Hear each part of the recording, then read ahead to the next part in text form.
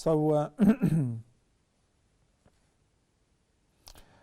Fatima from Gambia, who is a co-wife, she was complaining as how her husband is not fair in treating both his wives. He's living with one in Europe most of the time, and when she travels to visit him, he does not give her her right either.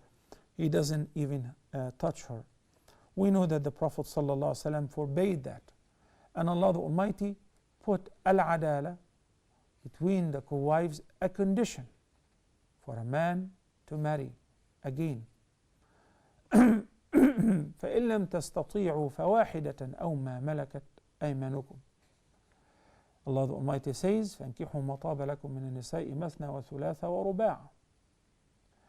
You may marry a second and a third or a fourth wife. This is in the Sharia of Islam. Islam limited the number of women who can be taken in marriage simultaneously to 4.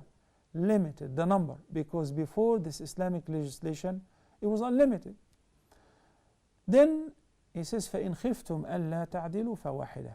If you're afraid that you will not be fair, you will not treat them fairly if you have 2 wives, but because you're obsessed with the love of one of them, or one is very young and the other is old, one is a beauty queen and the other is not as beautiful, one have children and one does not, so because your love goes for one of them, then you start treating them accordingly. You neglect one entirely.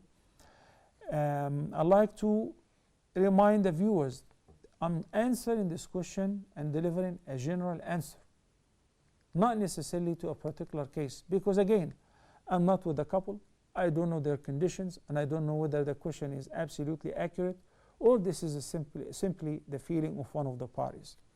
So when Allah subhanahu wa ta'ala says, if you fear to be fair and just, if you fear that you're not going to be just in treating the co-wives, فَوَاحِدَةً, then one is enough. This is not optional though. That's a must. فإن خفتم ألا تعدلوا فواحدة أو ما ملكت أيمانكم ذلك أدنى ألا تعولوا.